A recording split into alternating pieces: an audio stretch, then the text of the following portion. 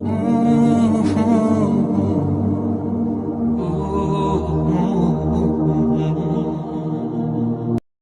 منزلوں پر خوش ہو جاؤ جو اللہ نے تمہارے لیے چنی ہیں، پھر وہ تمہیں ان منزلوں تک خود ہی لے جائے گا جن تک تم پہنچنا چاہتے ہو۔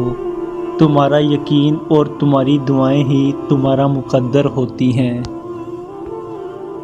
اگر چاہتے ہو تمہاری سب دعائیں قبول ہو جائیں تو تہجد پڑھا کرو اور اللہ سے اپنے دل کی ہر بات کیا کرو، اس وقت اللہ ہمارے بہت قریب ہوتا ہے۔ کبھی کبھی انسان بہت بے بس ہو جاتا ہے، چاہ کر بھی اسے خاموش رہنا پڑتا ہے۔ وہ صبر سے کسی معجزے کا انتظار کرتا ہے، نم آنکھوں سے اپنے رب کی رحمت کا منتظر ہوتا ہے، اور پھر قرآن سے اللہ کا جواب آتا ہے، اور جلد ہی آپ کا رب آپ کو اتنا دے گا کہ آپ خوش ہو جائیں گے۔ تم سوچتے ہو کہ جو مانگ رہے ہو وہ کیسے قبول ہوگا، اور وہ تمہیں خبر ہی نہیں ہونے دیتا کہ اس نے تمہیں ہی تمہاری دعاؤں کی قبولیت کا وسیلہ بنا دیا۔ سجدے میں بہائے گئے آنسو بہت قیمتی ہوتے ہیں، جن کی تڑپ اور خاموشی اللہ کے سوائے کوئی نہیں سن سکتا۔ قبولیت کا درجہ ہوتا ہے آنکھ سے بہنے والے یہ آنسو۔ اللہ کو منانے کا ذریعہ ہوتے ہیں آنکھ سے بہنے والے یہ آنسو، اور وہ راضی ہوتا ہے جبھی تو تمہیں منانے کی توفیق دیتا ہے، اور توفیق دے رہا ہے تو جان لو اللہ تم سے اور تمہاری ہر دعا سے راضی ہے۔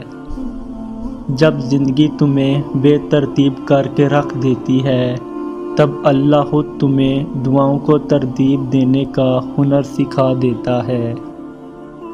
اللہ آزماتا انہیں ہی ہے جن سے وہ محبت کرتا ہے۔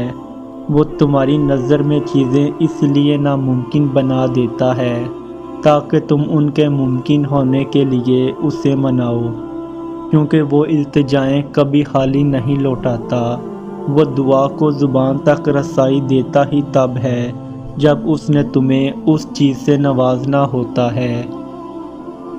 تو اگر درد رات بھر سونے نہیں دیتا تو جان لو کہ وہ منتظر ہے تمہارا، ابھی بھی اس کو انتظار ہے تمہاری دعاؤں کا۔ مانگ لو، ابھی بھی کچھ نہیں بگڑا، ابھی بھی وہ سب ہو سکتا ہے جو تم چاہتے ہو، ابھی بھی وہ سب مل سکتا ہے جو تم مانگتے ہو۔ ابھی قبولیت کی ایک گھڑی باقی ہے، ابھی تہجد کا پلڑا مقدر پر باری ہے۔ زخم کھایا ہوا دل جب اسے تڑپ کر پکارتا ہے تو عرش سے فرش تک وہ ساری طاقتوں کو یکجان کر دیتا ہے، اور پھر وہ ہوتا ہے جسے کسی نے نہیں دیکھا ہوتا۔